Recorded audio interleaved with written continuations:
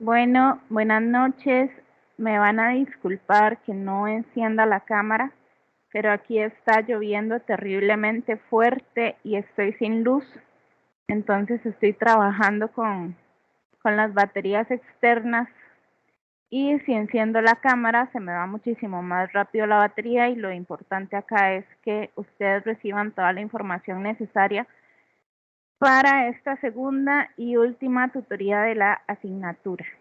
Como les comenté en la primera tutoría, no abarcamos todos los temas por un asunto de tiempo, pero retomo algunos de los aspectos que considero más importantes, que son necesarios que queden muy claros. No voy a abrir tampoco toda la presentación porque la vez pasada sucedió que yo iba hablando y pasando cada diapositiva y al final como que se quedó pegado en la primera diapositiva y me fueron avisando cuando yo iba como por la mitad.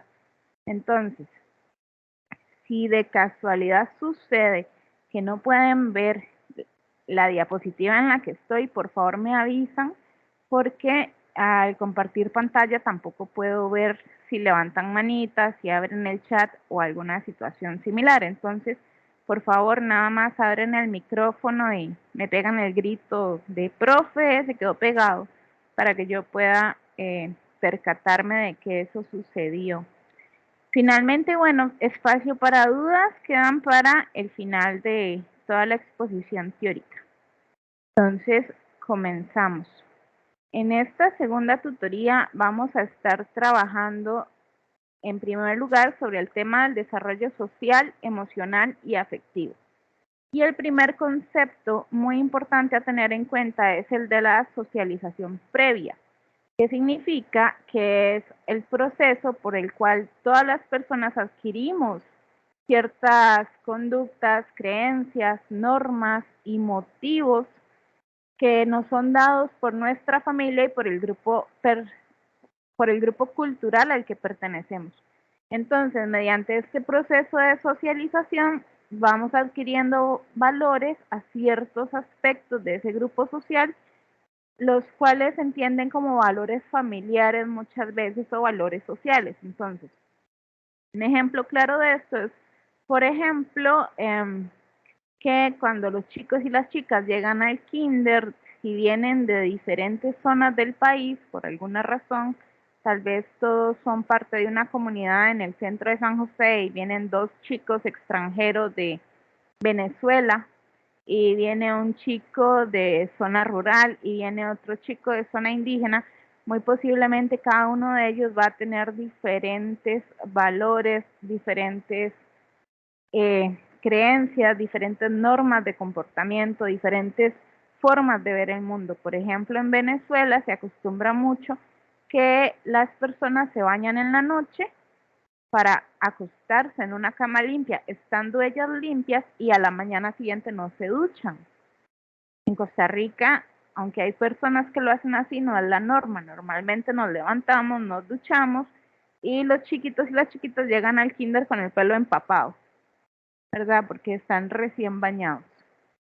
Entonces, este tipo de cosas que a veces uno podría decir, bueno, pero no son relevantes, es importante que las tomemos en cuenta a la hora de trabajar en los contextos educativos, porque justamente de la cultura a la que pertenecen y específicamente de la familia en la que crecen, traen ciertas ideas o ciertas formas de comportarse que para ellos y ellas son habituales, son normales, están dentro de lo que se esperaría de ellos y ellas, pero no necesariamente es lo que como docentes o lo que como institución educativa tenemos acostumbrado.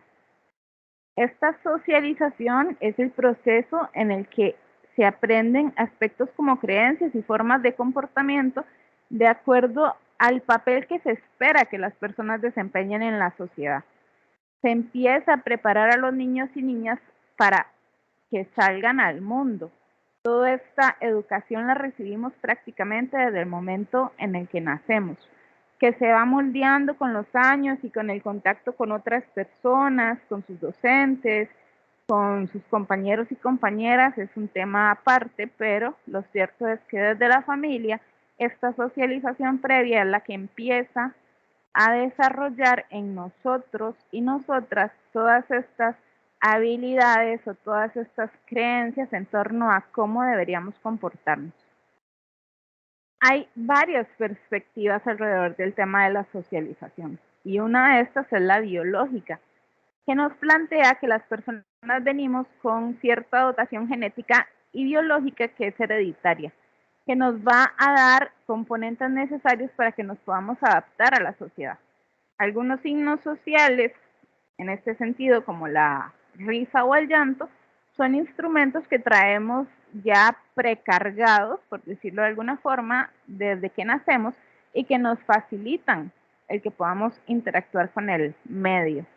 En este sentido, por ejemplo, si un niño o una niña cuando recién nace no viniera o no naciera con la capacidad para llorar cuando tiene hambre, cuando tiene frío, cuando está sucio, cuando tiene una necesidad afectiva, muy posiblemente las personas a su alrededor no serían capaces de identificar esas necesidades y de responder de acuerdo a estas.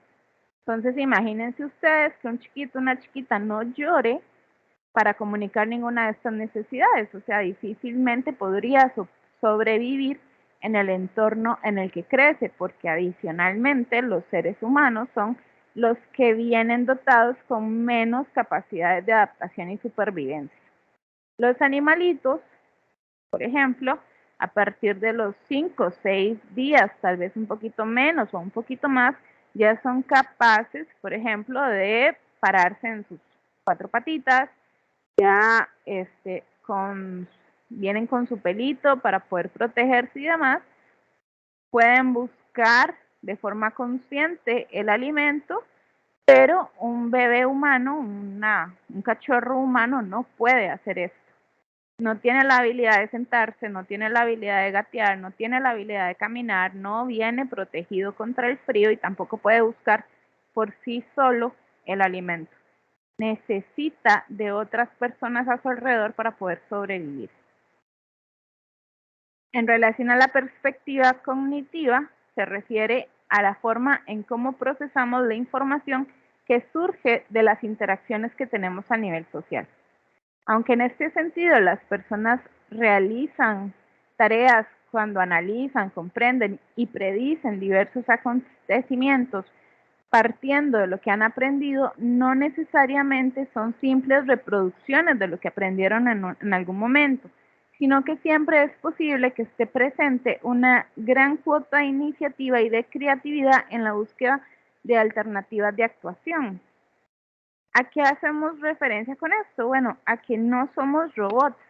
El hecho de que en algún momento de nuestra crianza nos hayan enseñado que un problema se resuelve con A, B y C, no significa que durante el resto de nuestra vida vamos a resolver ese problema particular con un A, B, C como si fuera una receta.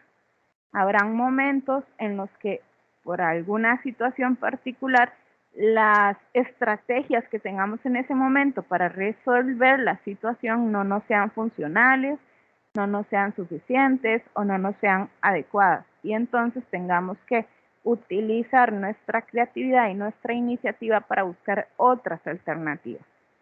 Lo cual a la larga es una gran ventaja, porque si nosotros fuésemos estáticos en lo que aprendimos en algún momento de nuestra vida, posiblemente estaríamos destinados al fracaso.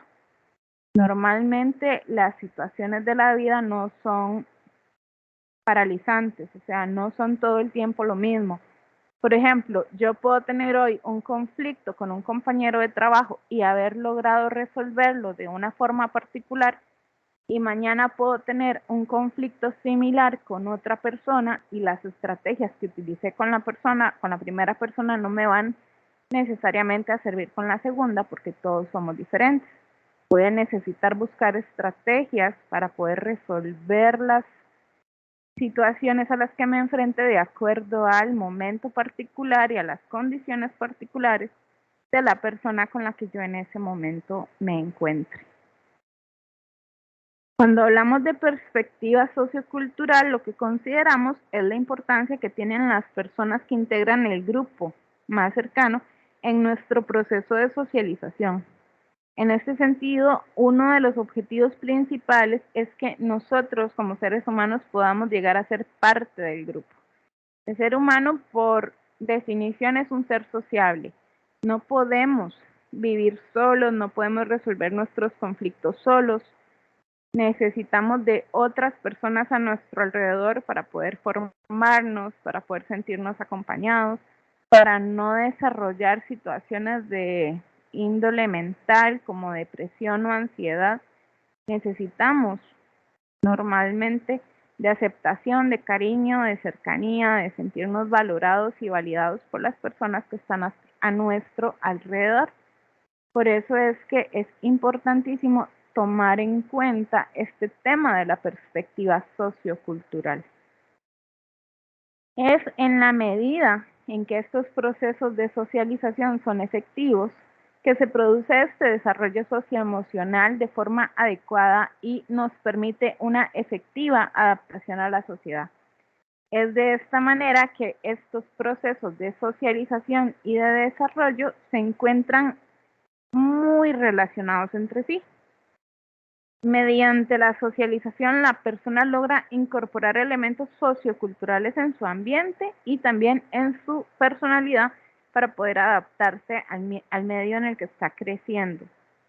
Nuevamente, imagínense que estamos viviendo aquí en Costa Rica y nos sale la oportunidad de irnos a vivir a la India. Bueno, en la India vamos a tener que aprender un repertorio de conductas totalmente diferente al que tenemos acá para poder manejarnos en ese país.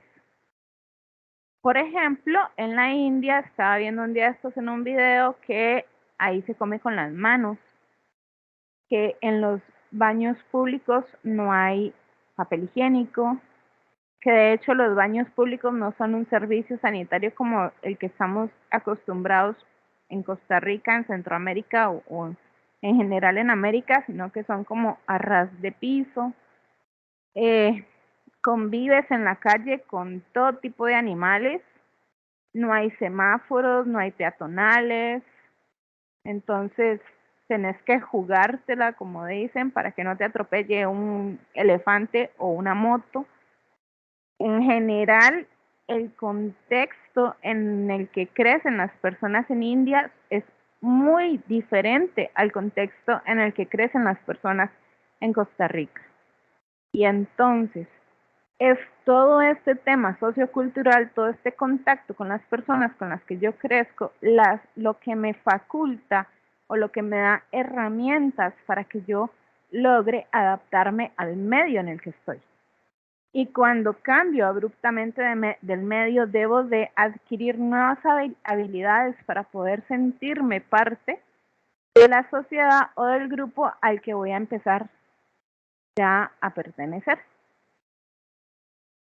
Hay ámbitos de socialización y generalmente vamos de lo muy específico a ámbitos más generales. El primero es claramente el familiar. Durante nuestros primeros meses y años de vida prácticamente que el único contacto social que tenemos es con nuestra familia más cercana. Después tenemos el ámbito escolar en el que se entremezcla con el ámbito de las relaciones entre amigos y amigas. Y finalmente tenemos el ámbito de los medios de comunicación, porque a través de los medios de comunicación logramos conocer no solo nuestro entorno inmediato, o sea, nuestra familia, nuestro barrio, nuestra comunidad, nuestra escuela o colegio, sino que además logramos conocer otro montón de situaciones que se dan alrededor del mundo. Ahora, en términos de habilidades sociales, ¿qué son las habilidades sociales? Las habilidades sociales son comportamientos muy específicos que nos permiten desempeñarnos en este contexto interpersonal y manifestar de manera adecuada nuestros sentimientos, actitudes, deseos, opiniones y derechos respetando las conductas de las demás personas, las opiniones de las demás personas, los sentimientos de los demás, y esto favorece que logremos resolver problemas de forma inmediata o por lo menos de forma coherente y sana y que minimicemos en la medida de lo posible problemas futuros.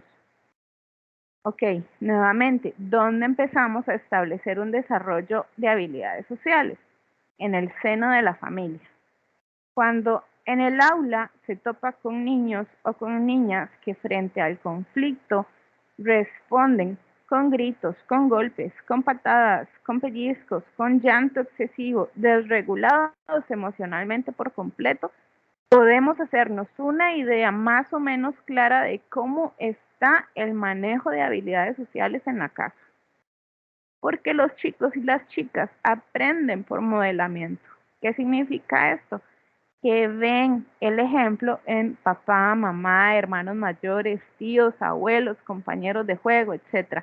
Entonces, si las personas adultas a su alrededor resuelven los conflictos de forma asertiva, es muy posible que los niños y las niñas tengan esa misma habilidad para resolver conflictos de forma asertiva, o que por lo menos estén en el proceso de construcción de esa habilidad.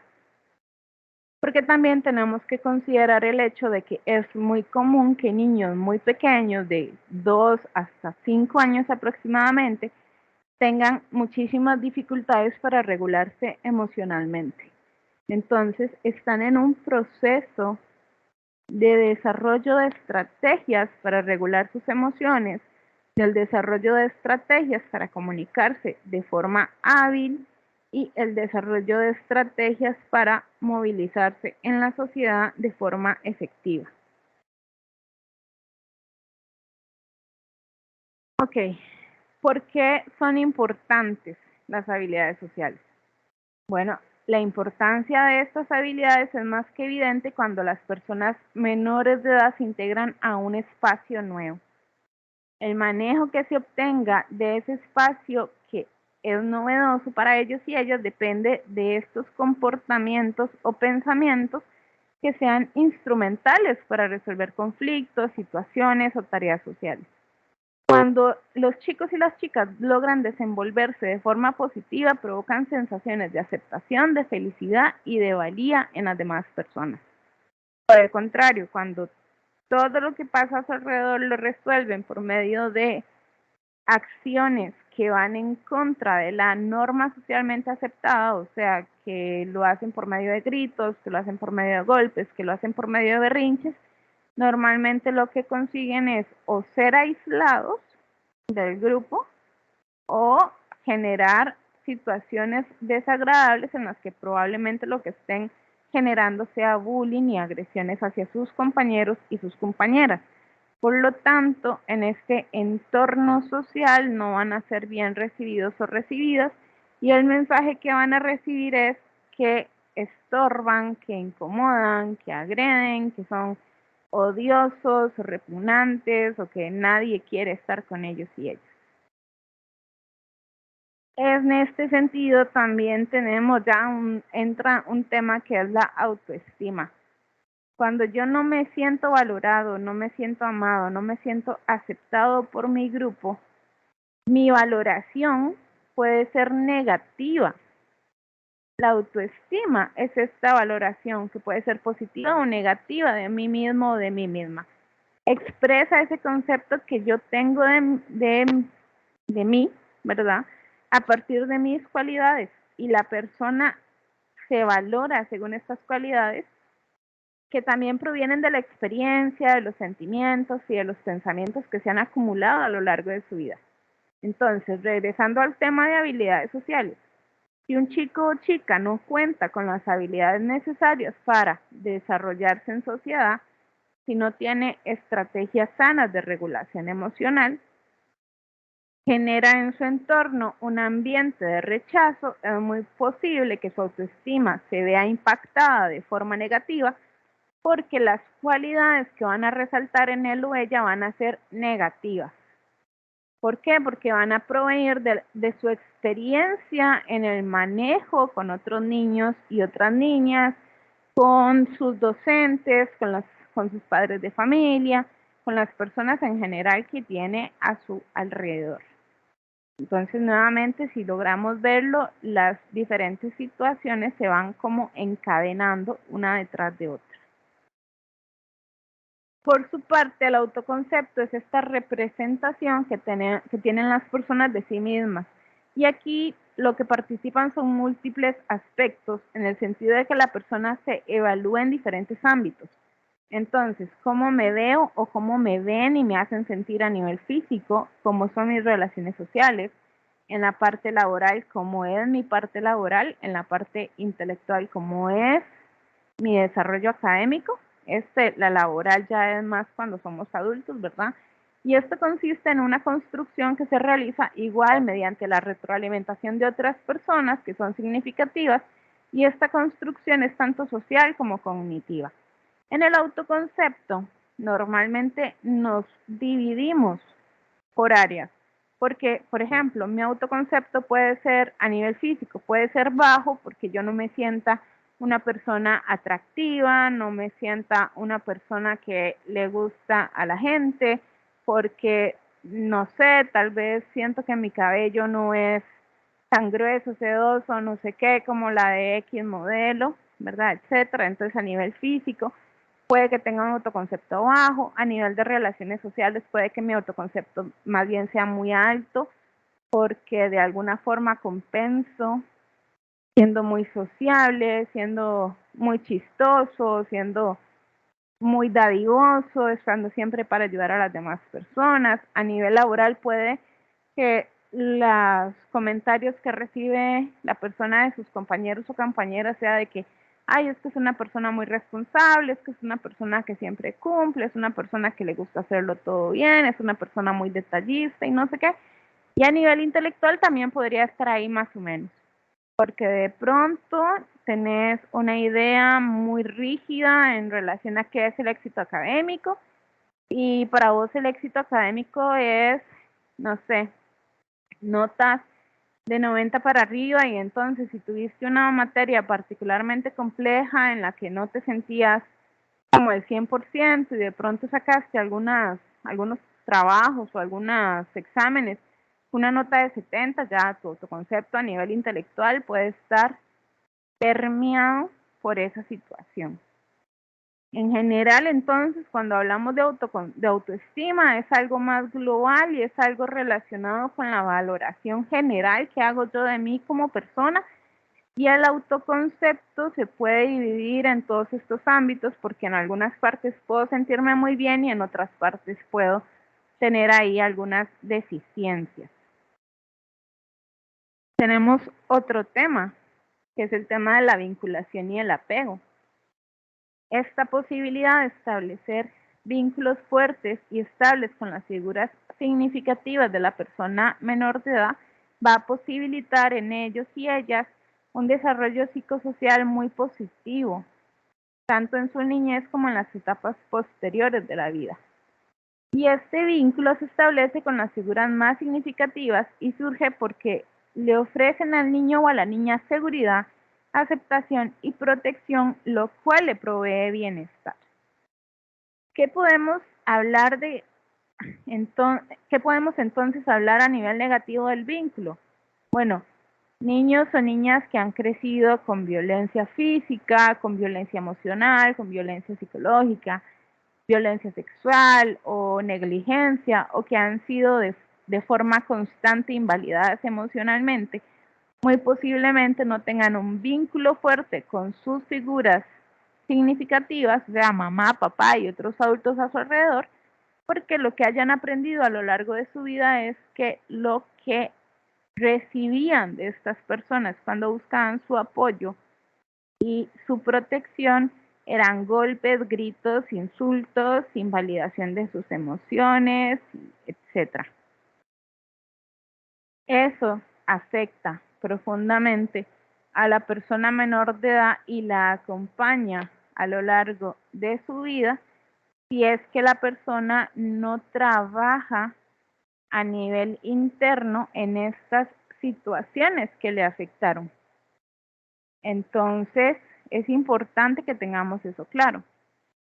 También es importante entender que la calidad del vínculo y del apego con la figura significativa incide en cómo es su autoconcepto. pero también tiene un papel trascendental en su construcción como persona. O sea, no podemos negar que todos y todas tenemos situaciones de nuestra vida en las que nuestra autoestima o nuestro autoconcepto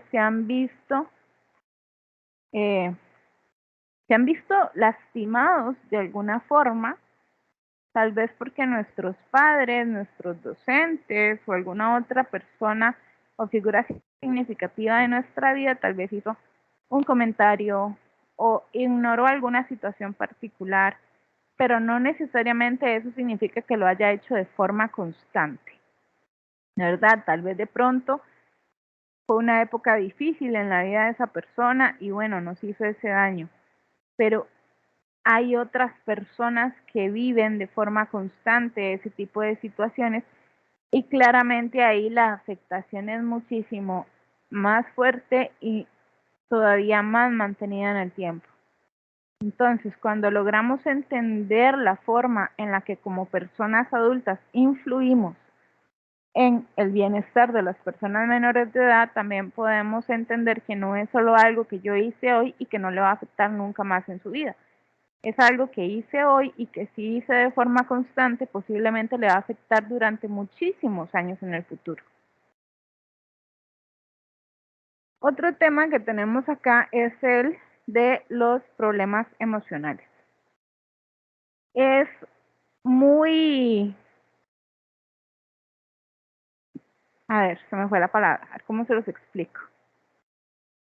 Es muy desgastante darnos cuenta cómo en los últimos años problemas emocionales como la ansiedad son cada vez más comunes en personas menores de edad. Uno supondría que al ser niños y niñas y adolescentes, la mayor fuente de dificultades que podrían tener a lo largo de su vida serían las relacionadas con el ámbito académico. O sea, el lograr salir adelante con todas las actividades académicas que los chicos y las chicas tienen hoy en día. Sin embargo, empieza a verse con muchísima frecuencia y cada vez en etapas más jóvenes de los chicos y las chicas que se están presentando situaciones como esta de la ansiedad. Pero, ¿qué es la ansiedad? Ok, la ansiedad es una reacción exagerada que normalmente no pueden controlar y que supera cualquier capacidad adaptativa de la persona. Y estas situaciones pueden ser tanto reales como imaginarias y crean malestar y se manifiestan en pensamientos, en su fisiología y en su conducta.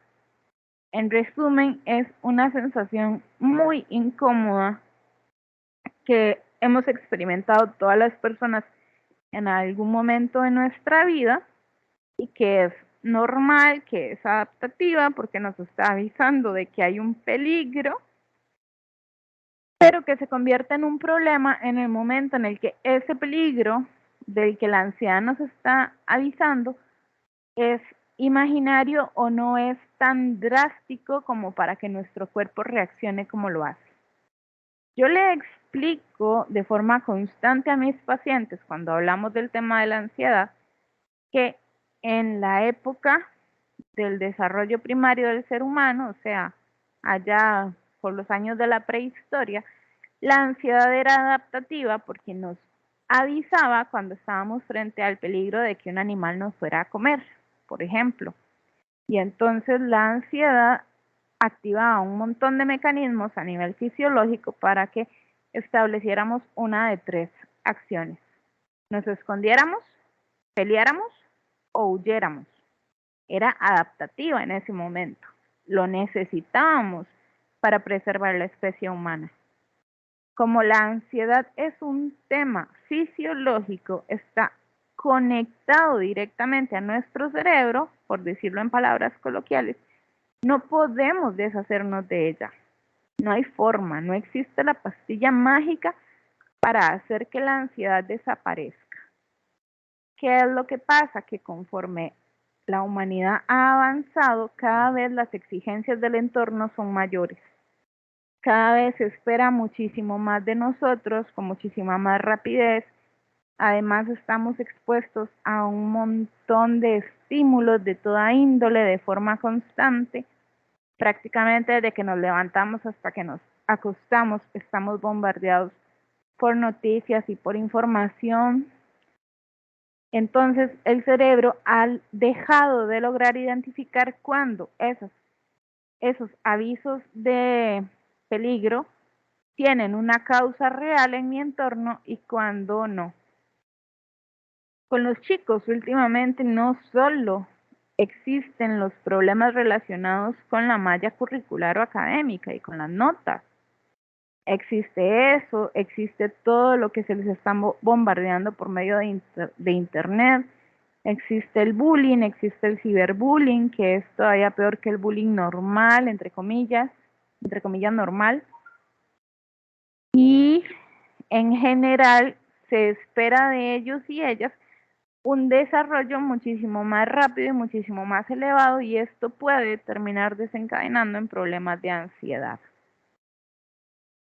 Por otro lado, los chicos y las chicas cuando se encuentran ansiosos pueden mostrar una gama muy amplia de conductas. Entre esas tenemos lo que son las actitudes regresivas, como si tuvieran una menor edad. O sea, niños y niñas que tal vez ya habían dejado los pañales vuelven a necesitar usar pañales. Niños y niñas que tal vez nunca chuparon dedo, empiezan a chupar dedo. Tienen una excesiva dependencia hacia las figuras que les dotan o les proveen seguridad. Tienen un manejo del enojo o la cólera totalmente disminuido, y entonces empiezan los berrinches y por todo se enojan y por todo rompen en llanto de forma desproporcionada. Muestran indisposición a jugar o a compartir con otros niños y niñas. Tienen demasiada inquietud física, no se pueden estar quietos. Demuestran demasiado cansancio justamente porque la ansiedad y el estar constantemente con el ritmo cardíaco acelerado cansa en extremo el cuerpo. Pueden volverse sumamente tímidos justo porque no pueden controlar lo que está pasando con su cuerpo. Al necesitar y estar tan cansados y necesitar ese espacio como para poder regularse, dejan de compartir con los demás. Pueden presentar problemas con la alimentación y el sueño, entre otros síntomas. Tenemos, por otro lado, lo que son los miedos infantiles.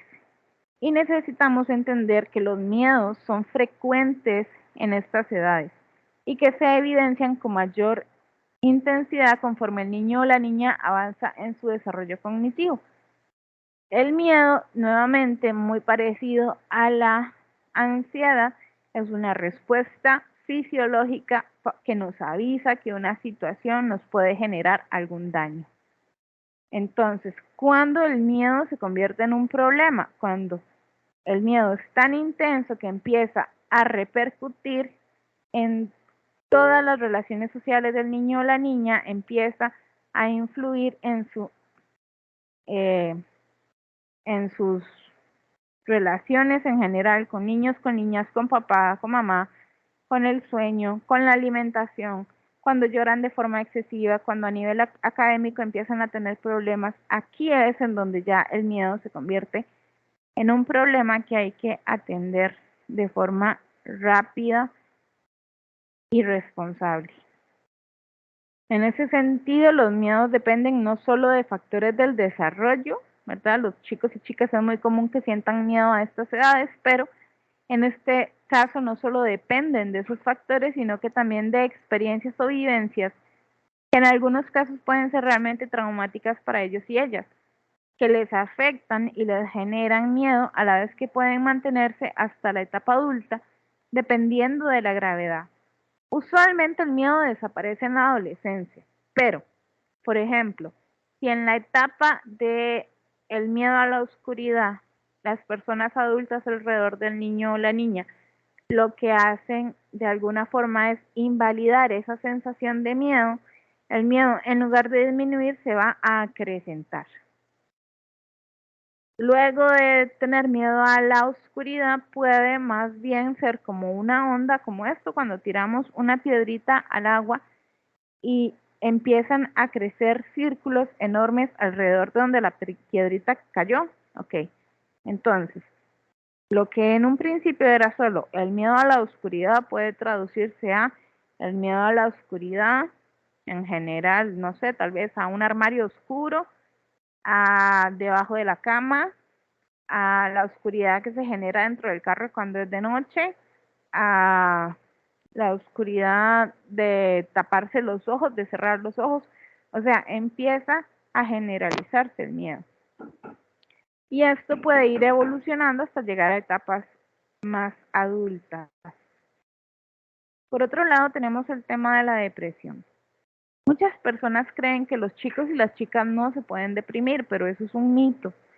Pueden llegar a experimentar sentimientos de tristeza asociados a eventos o a pérdidas que enfrentan sin que esto realmente represente una condición de depresión. Pero resulta que cuando estas situaciones de tristeza no se atienden de forma correcta, no se les, por ejemplo, reconforta con el contacto físico y la atención, no se les escucha, no se les abraza, no se les consuela, esta sensación de tristeza puede acrecentarse y terminar desarrollando la depresión.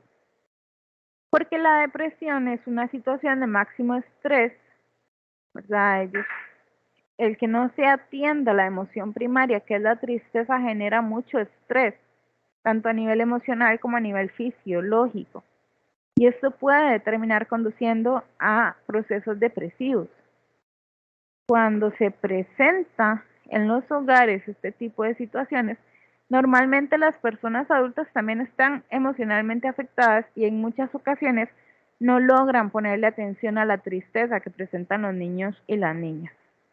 Entonces, por ejemplo, hay una muerte en la familia, obviamente en esos días en los que todo es caótico alrededor de la familia, las personas tienden a olvidar que hay niños pequeños en el hogar. No les explican el proceso de muerte, no los dejan participar de los rituales de despedida. Mamá y papá están total y absolutamente desconsolados por la muerte del familiar. No están atendiendo las necesidades básicas ni emocionales de la persona menor de edad, que también está experimentando sus propios sentimientos de abandono y tristeza por la muerte del ser querido. Y además, con la complicación de que la persona menor de edad no tiene las herramientas para comprender qué fue lo que pasó, o qué es lo que está pasando, o dónde está esa persona, o cuándo la voy a volver a ver. Como no se responde a la necesidad de este niño o de esta niña, la sensación de estrés que se genera a su alrededor puede terminar desencadenando en un proceso depresivo. ¿Cuáles son los principales síntomas?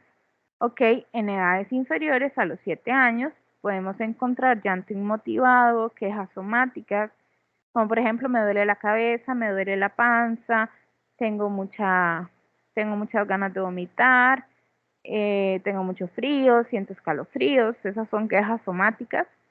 Hay una gran cuota de irritabilidad, pueden darse atrasos en el desarrollo nuevamente, o sea, si ya estaba empezando a dejar los pañales o ya los había dejado, puede que vuelva a experimentar accidentes como la enuresis y la encopresis, que son relacionados con el manejo de esfínteres. Puede desarrollar o experimentar fobia social, fobia escolar, o sea, sentir un terror de ir a la escuela o el colegio y que algo pase ahí. Inclusive cuando la situación de depresión viene derivada de la muerte de una persona familiar, esta fobia escolar puede estar directamente ligada con el miedo a que si yo voy a la escuela, cuando salga de la escuela, tal vez la persona que me fue a dejar a la escuela, mi mamá, mi papá, ya no va a estar, porque se va a morir. Ya no lo voy a volver a ver, no la voy a volver a ver, yo no quiero ir a la escuela, no me quiero separar de él, no me quiero separar de ella, etcétera. Igualmente, a pesar de que por mucho tiempo se llegó a creer que la depresión no se presentaba en la etapa preescolar, la evidencia nos muestra que sí puede existir. Ok, ahora pasamos al otro tema, que es la violencia y el maltrato contra la niñez y la adolescencia. Pero antes de pasar a esto, quisiera saber si hasta aquí tienen alguna duda específica, algo que quisieran comentar o algo así. Pueden abrir el micrófono y decirme.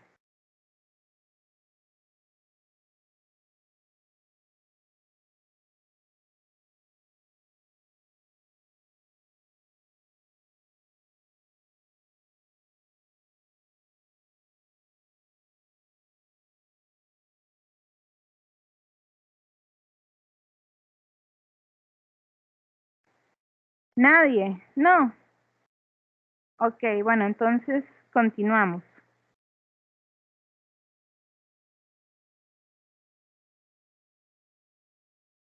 Ok, hablando del tema de la violencia y el maltrato contra la niñez. Nos podemos encontrar en el salón de clases con algunos tipos de violencia que es muy necesario, muy urgente que los tengamos muy claros. Más que nada porque, en primer lugar, desde el Código de Niñez y Adolescencia se nos insta a toda persona adulta a que si vemos algún tipo de señal o sospecha, por mínima que sea, tenemos que establecer absolutamente todos los protocolos necesarios. Y también porque como figuras de autoridad, como futuras docentes, ustedes van a ser en algún momento ese ser humano adulto, responsable, empático y equilibrado que puede que sea la tabla de salvación para un niño o una niña que está pasando por una situación en la que realmente requiere de apoyo. Entonces, cuando hablamos de violencia, hablamos de negligencia infantil, de maltrato físico, maltrato emocional o psicológico y también de abuso sexual. Entonces, ¿cómo podemos definir negligencia infantil? Para empezar, tenemos que entender que es un concepto bastante complejo y que en cierta medida es difícil de precisar, porque lo que constituye negligencia para una familia de cierto nivel económico no necesariamente lo es para otra que se encuentra en otro estrato. Entonces, ok, si tenemos a una familia que vive allá en Roumusser, Pavas, en las zonas más caras de Roumusser, y tenemos a otra familia que vive en una zona de menos recursos económicos en la misma Pavas, ¿verdad? Que sabemos que pareciera que son dos mundos completamente distintos en una zona relativamente pequeña. La negligencia para la familia Rumuser no necesariamente tiene que ser el mismo concepto para la familia que vive en la zona de menos recursos. Entonces, como para tratar de que tengamos un concepto claro, tenemos que entender que la negligencia es la falta de atención a áreas de la salud, a la educación, recreación, afecto, disciplina, a la estimulación, higiene y la formación de la persona. Este tipo de cosas tenemos inclusive que desmenuzarlas más. O sea, no necesariamente negligencia va a ser que el chiquillo ande con un catarro y ya. Pero sí negligencia puede ser que el chico o la chica esté con fiebre de 40 grados y que los papás no se dignen ni siquiera llevarlo al hospital de niños o ponerle toallitas de agua helada en la frente para tratar de bajarle la fiebre. Eso sí, podríamos considerarlo como un tema de negligencia. En educación, negligencia no necesariamente es que no sé, que no vaya al mejor colegio del país o que no tenga cuadernos nuevos con la foto de Barbie o con la foto de Spider-Man o con la foto de no sé cuál estará de moda ahora. Pero sí puede ser negligente el que ni siquiera traten o busquen los medios para que tenga un cuaderno, unas hojas, un lapicero, un carbón, lo que sea para poder escribir en el colegio. Con recreación, bueno, tal vez no tener los medios para llevarlo o llevarla al parque de diversiones a pagar 10.000 pesos por el pase especial, pero puedes llevarla al parque de la esquina y jugar un rato bola con él o con ella. Afecto, nuevamente, tal vez no se trata de que pasen todo el día como chicles pegados al niño o a la niña, pero tampoco se trata de que no cuiden ninguna de las necesidades afectivas de la persona menor de edad. Que si tiene miedo no lo consuelen, que si tiene tristeza no lo abracen, que si está enojado no lo ayuden a regularse, etcétera. Con disciplina, jamás de los jamases, la disciplina va a hacer referencia a golpes.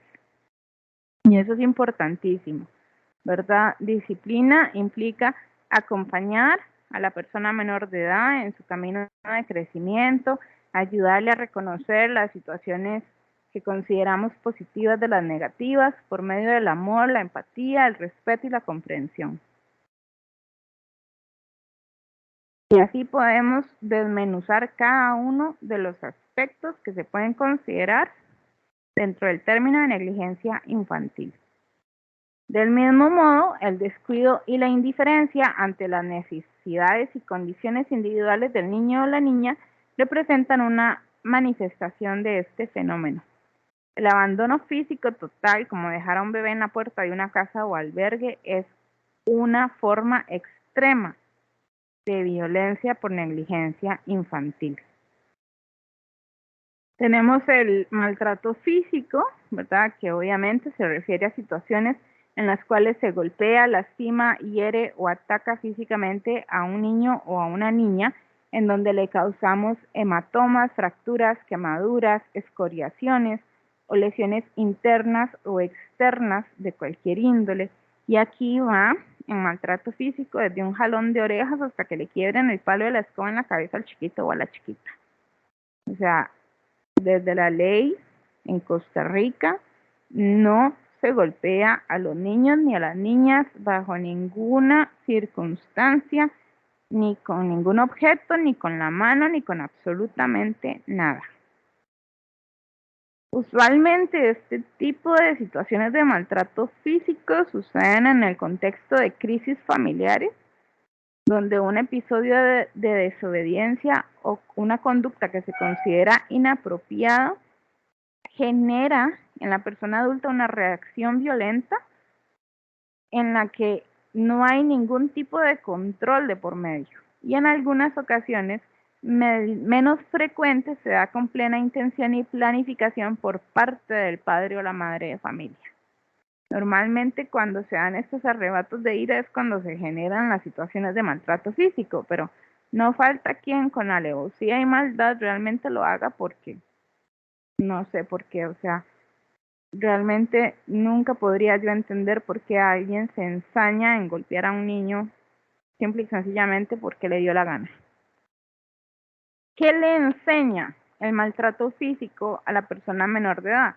Ok, le está enseñando que la fuerza física y los golpes son la forma en que se solucionan conflictos o las situaciones estresantes. Por lo tanto, después esto puede convertirse en un patrón en el que esta persona menor de edad que es víctima de violencia aprende y repite en sus futuros hijos e hijas este mismo patrón de golpes. Por eso es que esto puede convertirse en un problema o en un problema de carácter intergeneracional, o sea, la abuelita agarró a palo al papá, el papá agarró al palo al hijo, el hijo agarra a palo al nieto, ¿verdad? Entonces se repite el patrón una y otra vez hasta que una persona logra tomar conciencia del daño que esto genera y romper este patrón de comportamiento, comunicación y crianza. Tenemos que entender además que el maltrato físico genera dolor, profundo dolor físico y emocional, que muchas veces hay necesidad de atención médica, que a veces esta atención tiene que ser prolongada y que en casos más extremos el maltrato físico puede provocar la muerte del niño o la niña. En el caso del contexto costarricense, por ejemplo, se ha demostrado una creciente conciencia sobre las consecuencias de esta expresión de violencia, pero la presencia todavía de estresores y la falta de herramientas de autocontrol y disciplina positiva o respetuosa parece que todavía perpetúan el fenómeno de que los padres y las madres sigan recurriendo al maltrato físico para, entre comillas, educar a sus hijos. Por otro lado, tenemos el maltrato emocional o psicológico. Este es un concepto un poco más complejo de definir que la negligencia y todavía muchísimo más que el maltrato físico, porque tiene límites más difusos, pues depende un poco de cada cultura, del contexto social y el nivel educativo, lo que se llega a percibir o no como un tema de maltrato emocional. En ese sentido, nos es muy difícil precisar cuando una palabra, por ejemplo, que alguien considera ofensiva y otra no, se convierte en un maltrato de índole psicológico. En términos generales, podríamos entender que para considerar una situación como maltrato debe ser un patrón recurrente por parte de quien atiende o cuida a la persona menor de edad. No obstante, en ese sentido, un solo episodio, como acusar al niño o a la niña de algo grave, gritarle ofensas o amenazarle, también pueden constituir maltrato psicológico. En términos generales, yo considero que es muy importante pensar y preguntarnos, si a mí alguien llegara y me dijera que soy una persona inútil, ¿eso me haría sentir mal? Y la respuesta es sí, ¿por qué se lo diría a una persona menor de edad? Porque si a mí me hace sentir mal y lo considero una ofensa, entonces yo no tengo por qué decírselo a mi hijo, a mi hija, a mi primito, a mi sobrino, a mi estudiante, lo que sea, ¿verdad? Podríamos empezar a entender entonces el maltrato emocional y psicológico como todas aquellas palabras, frases, actitudes que se digan con la intención o no intención de lastimar, pero que en general hacen referencia a ofensas a la dignidad física, emocional o intelectual de la otra persona. Aquí está justamente, si recibir ofensas a su capacidad, a su imagen física, a si tiene o no algún tipo de discapacidad, a su género, a su orientación sexual, a su etnia, constituyen formas de maltrato psicológico, ya que dañan la integridad, la identidad y el proceso de construcción de la personalidad de cualquier persona, niño o niña o adolescente o persona adulta. Finalmente tenemos el tema del abuso sexual infantil.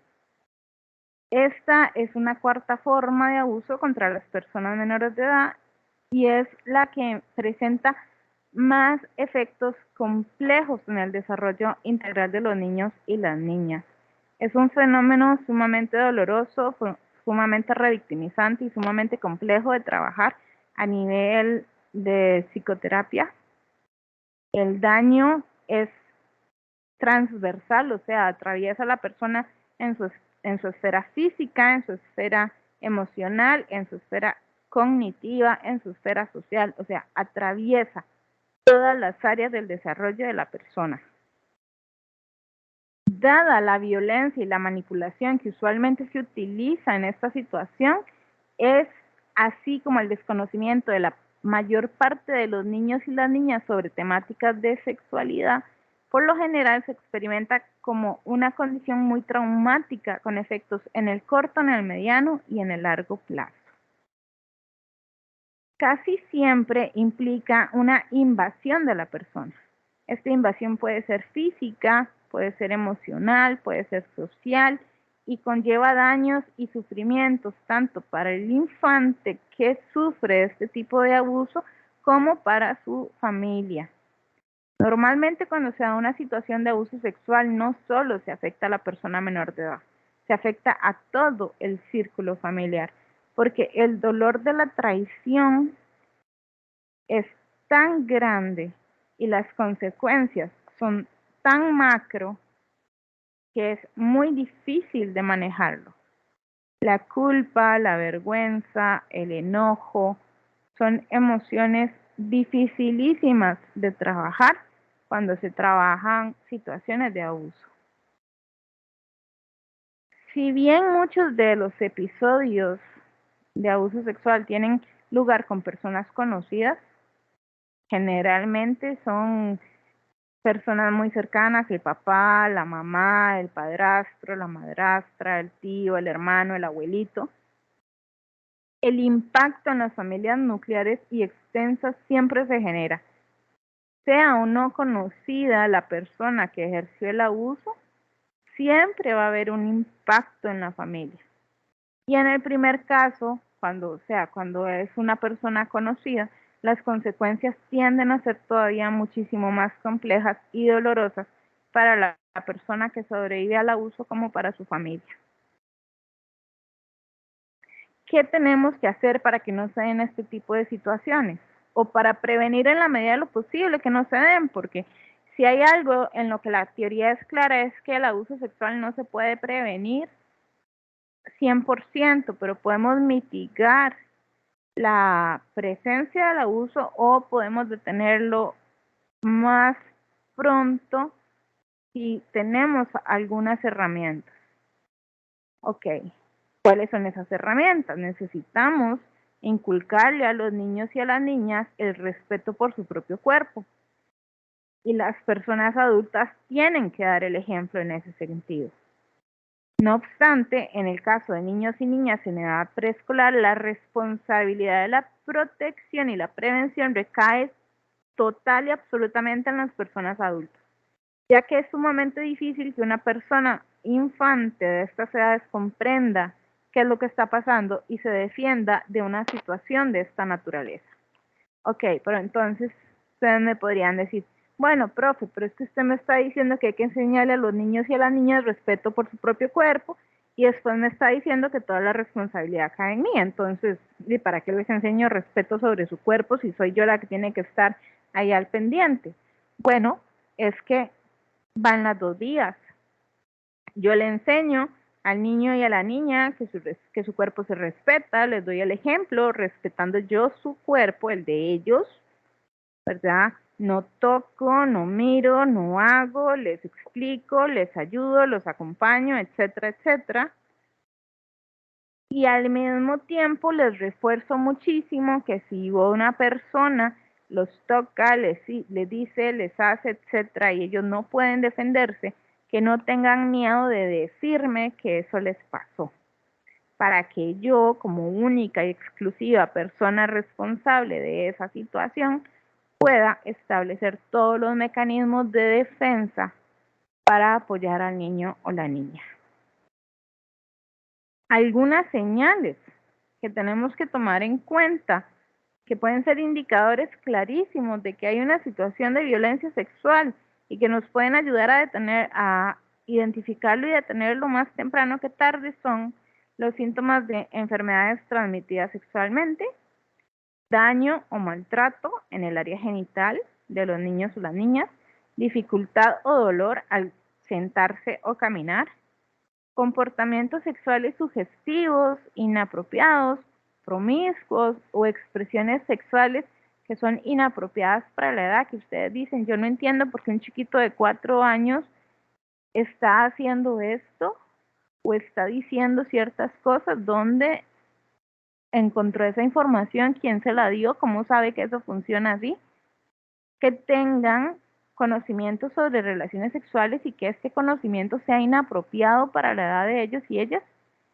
Y otro es que empiecen a victimizar sexualmente a otros niños y niñas. O sea, muchas veces repiten, ¿verdad? Por el tema de que les decía al puro principio, los niños y las niñas aprenden por modelamiento, entonces lo que les hacen a ellos van y lo repiten con sus compañeritos y compañeritas.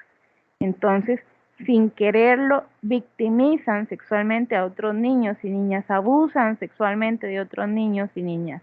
Entonces, en el momento en el que empezamos a notar estas señales o en el momento en el que notamos o tenemos ligera sospecha sobre alguna de estas señales, tenemos que activar todos los protocolos de protección para ese niño o esa niña. Finalmente, como les decía, como les estaba diciendo ahora, si en el centro educativo se observan conductas como las que anteriormente les describí, hay que poner particular atención. Y si existe una duda, debe presentarse una denuncia de inmediato al 911, al PANI o a una fiscalía. Además, es importante comprender que si el niño o la niña presenta evidencia física de cualquier tipo asociada a este abuso, debe exponerse ante la medicatura forense de forma inmediata, ya que este es el ente especializado y responsable de las correspondientes valoraciones, que son las únicas aplicables en caso de un proceso judicial. Si, por ejemplo, ustedes descubren que el niño o la niña viene y presenta sangre en su ropa íntima, llega y presenta desgarros en su ropa, llega y de pronto no se puede sentar y ven que hay algún fluido saliendo de su cuerpo, no tocan, no limpian, no hacen absolutamente nada, activan de una vez todo el protocolo. Y con eso, chicas, ya hemos terminado la exposición teórica. ¿Alguna duda, alguna pregunta, alguna cosa que quieran comentar?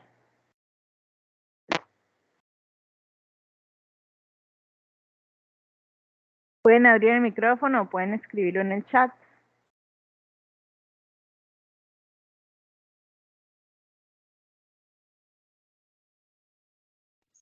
Profe, de mi parte todo claro. Perfecto. ¿Alguien con alguna cosa que quiera compartir?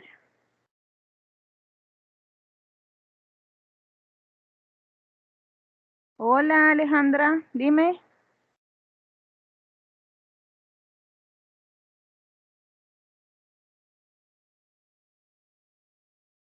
No te preocupes, Alejandra, escríbelo, yo te leo.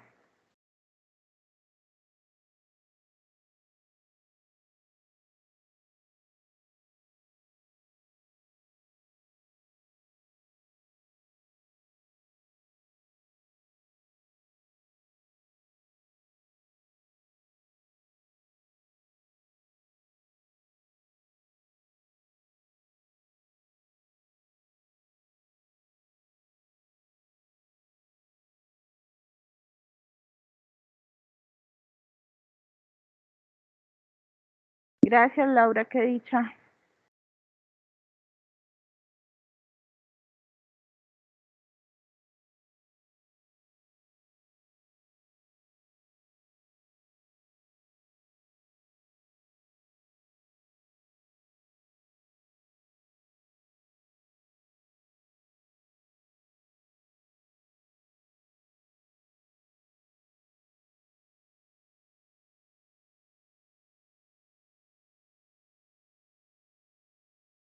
Profe, con lo del ensayo, ¿deben llevar objetivos o solo intro, desarrollo y conclusión? No, no necesito llevar objetivos, y la introducción, el desarrollo y las conclusiones no se separan. O sea, yo no quiero ver el título de introducción y ahí me chorrean la introducción y después desarrollo y ahí sueltan el desarrollo y después ponen conclusiones y hacen las conclusiones. No, así no se hace un ensayo. El ensayo es una prosa de principio a fin, todo el texto, todo el desarrollo teórico, en el que dentro de esa prosa ustedes trabajan introducción, desarrollo y conclusión, pero todo va pegado, no me hagan separaciones. El título del trabajo sí, claro que va aparte. Ustedes ponen el título del ensayo y empiezan a desarrollar el ensayo, pero sin ningún tipo de separación. Bueno, y la última separación sí, ¿verdad? La de las referencias al final, pero nada más. Bueno, chicas, si no hay ninguna otra duda.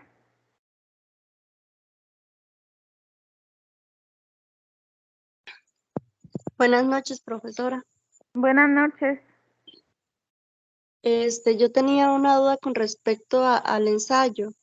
En las Ajá. indicaciones dice que tiene que ser máximo 6 páginas, sin incluir portada. Ajá. Entonces en total serían 7. Sí, máximo 7. O sea, Ok. ustedes llegan, ponen la portada, ponen el título del ensayo, hacen el ensayo y al final las referencias. Me parece que 6 páginas es demasiado para un ensayo, pero se los quise dejar así como para que después no tengan problemas de que, ay, es que me faltó un renglón o me faltó un párrafo, me faltó media página. Yo siempre les digo, acuérdense que la cantidad de páginas que yo les pongo ahí es una recomendación, una guía de más o menos cuánto espacio podrían estar necesitando, pero es una guía nada más. Y lo mismo aplica con el mínimo, o sea, es una guía. Hay personas que logran ser muy concretas a la hora de escribir y entonces en poco espacio logran ser muy claras y logran abarcar un montón de información relevante.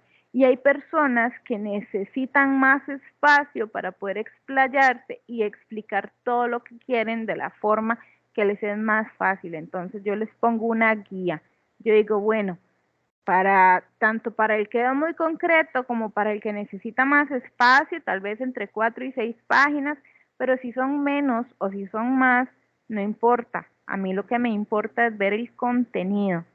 Que ustedes no sé, no me estén hablando de los tipos de violencia y de pronto cuando me di cuenta me están hablando de la importancia del juego, porque entonces yo digo, ok, ¿qué están haciendo? Si el tema es violencia, por ejemplo, ¿verdad? Porque no me acuerdo el tema del ensayo. Pero entonces a eso es a lo que yo me refiero. Yo me voy a fijar en coherencia, en orden, en estructura, en calidad. No me voy a fijar en cuántas páginas llenaron. ¿De acuerdo? ¿Estamos claros en eso? Perfecto, profe, gracias. Ok. Sí, y con respecto a la introducción, ¿se le puede agregar cita? Sí, acuérdate que va sin títulos, ¿verdad? O sea, desde la introducción hasta la conclusión, eso no lleva títulos. Ustedes ponen citas desde el principio hasta el final si es que lo necesitan. Muchas gracias, profe. Con gusto. ¿Alguien más con alguna duda?